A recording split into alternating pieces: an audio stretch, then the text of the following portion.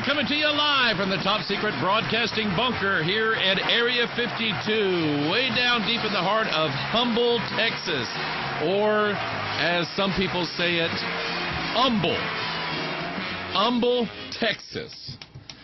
Good to be with you today. I don't know if you can actually remember what you were doing today 25 years ago, but I happen to remember just about everything that I did today 25 years ago. I married the best looking, best cook. She won me over with her cooking. She knew how to get to me.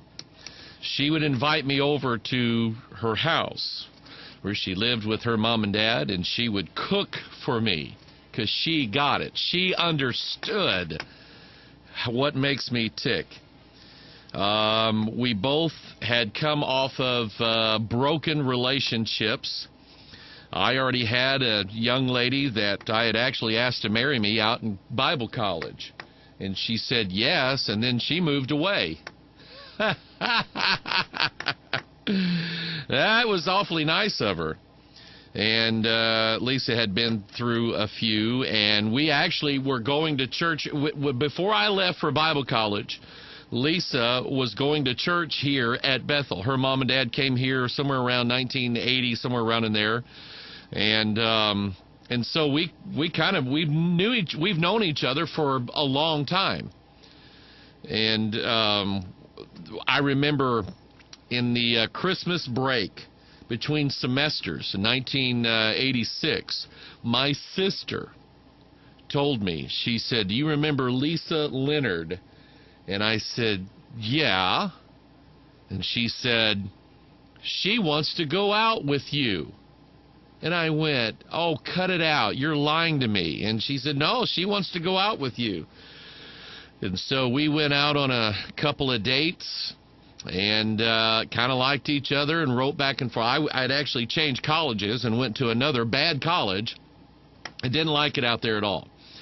And so we wrote back and forth, and I would come home and we'd see each other, and then I asked her to marry me, and July 10th, 1987, we got hitched right here at our top secret broadcasting, although it wasn't top secret back then. But we met here, we dated here, we got married here. She went into labor with our first daughter, Lindsay, here on a Wednesday night service. My wife is going into labor. She's actually having contractions during the church service, a Wednesday night. And we left church that evening and drove right to the hospital, and Lindsay was born the next day. And anyway, today celebrates 25 years of the most beautiful, decent, clean woman that I know of. She is absolutely my better half, and there's no way around it. And she is sitting at home waiting for me to quit talking today, and we're going to go out on another date tonight. And so looking forward to that. We have had our bad times. We are right now, Lisa and I are just probably we're having the best time of our life right now. We really are. And it's great to see that, because it hasn't always been that way. Our marriage is, we're normal people. Okay, I am a normal guy, she's a normal gal, and we're not superior in any way to anybody else. And so we've had some pretty rough times. God has brought us through that. He's done that for His name's sake. He's done that for His testimony in us. He has done that for our benefit and for our children's benefit and our grandchildren's benefit. He has done that for us. And so I thank God every day for what I have, and thank you, all those who wished us well during this time, and we appreciate the outpour of love. Our church gave us a really, really nice dinner Sunday after the service. We had, my mom came, my sister and her husband came, we had some old friends come, and it was just a blessing, and so we appreciate that.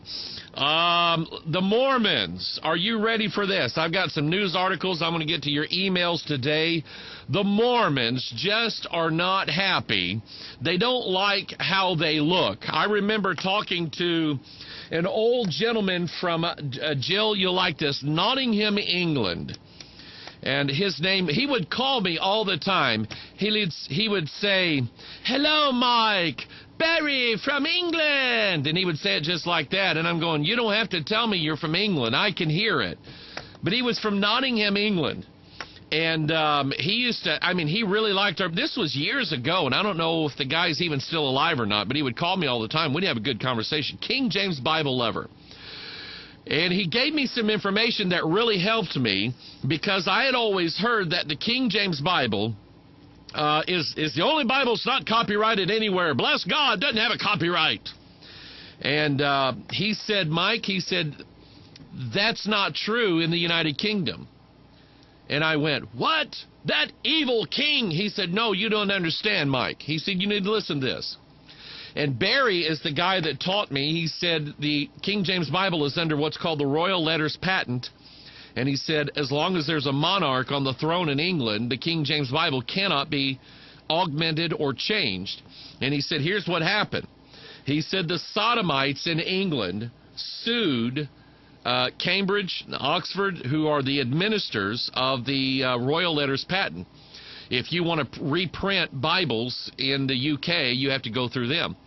And they sued them because they wanted the word sodomite taken out of the Bible, because they said it made them look bad.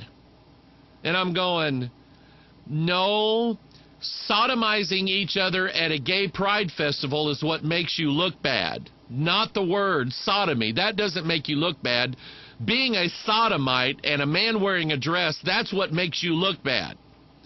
But anyway, they lost the lawsuit because under the Royal Letters Patent law, nobody can change the Bible. It's unalterable.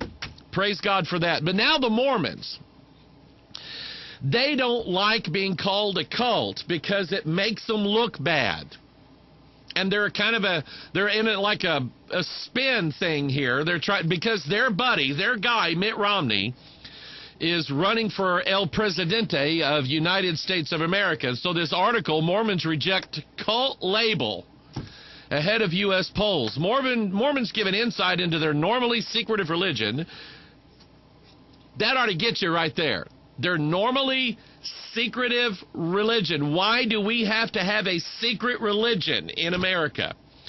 As one of their members battles to become U.S. president, a senior figure in the Mormon Church, the Moron Church, has dismissed claims the religion is a cult and told Sky News that America is learning to love the faith. Republican Mitt Romney will become the first Mormon,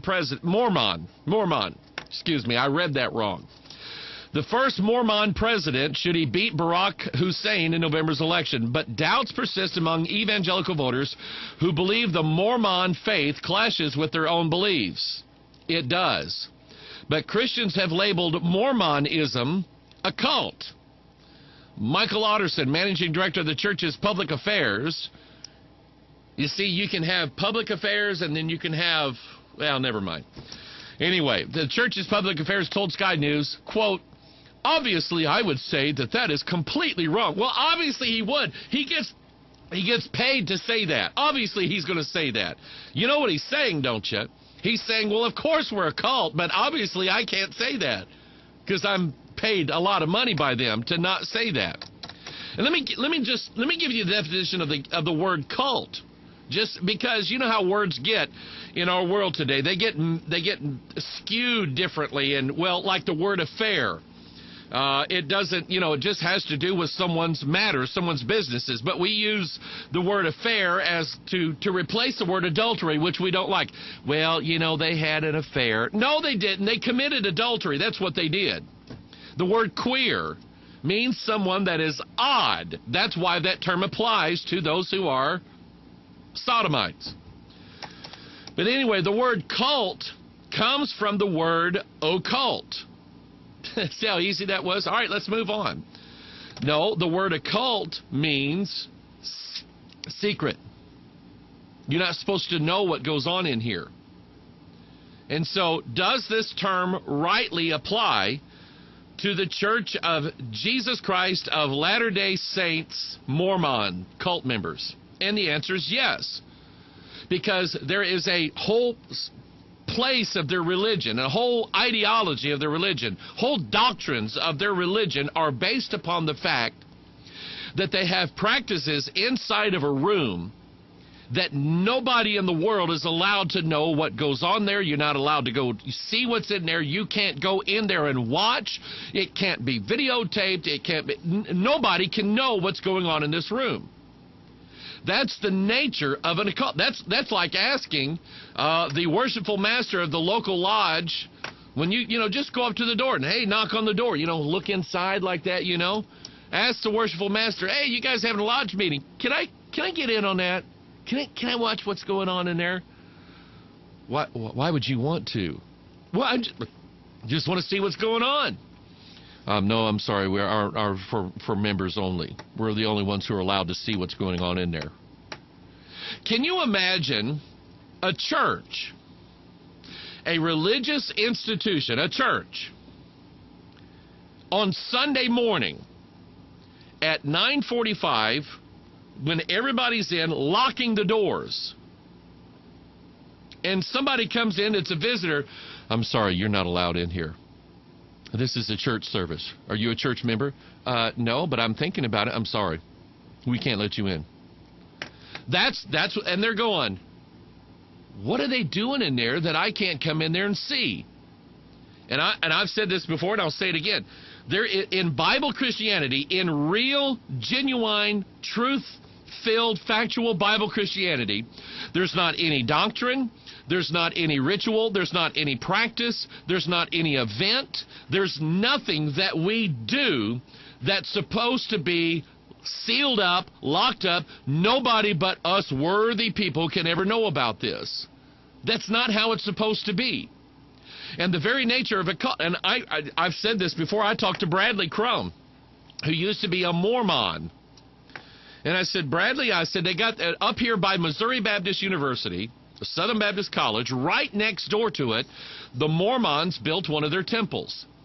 And I said, Bradley, I'd like to go in there and see what's going on, and I'd like to see that building. He said, are you kidding me? I said, no, can you get me up there? He said, I couldn't even go in there. I said, why? He said, that's only for the worthy ones. You've got to have paperwork from some elder or some bishop or something like that that says that you've got carte blanche to go in there and look around or whatever. You personally, Mike, cannot go in this building. You cannot see what's on the walls. You cannot see the rituals. You don't know anything about it. In fact, we didn't have this conversation. He didn't say that. That's the definition of the word cult. It means that there are secret practices that they don't tell everybody about. And so here is it. Now I want you to get this. If Mitt Romney is a true Mormon, him and his wife, here's what they did. They went into the secret room that nobody else can go into, and nobody should really know about this. They went into the secret room, and there was a priest and a priestess there, okay, a man and a woman, and they got a temple endowment. They got a blessing from God in their marriage, and they had this sacred, holy, righteous, glory-filled underwear on. That's what they had on. And it just so happens, that on one side of the underwear is an arrow, like an arrow pointing up. It's like a part of a triangle pointing upward. And on the other part is like one pointing downward. That's the square and compass. Where did that come from? Oh, Joseph Smith was a Freemason. That's where it came from. And so they're performing a rendition of a Freemasonic ritual in here.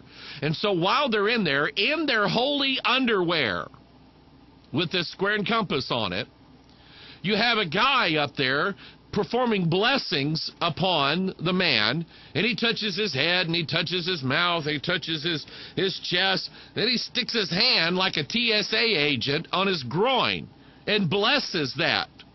And Mitt just stands there. God wants me to do this. And the woman, too. There's a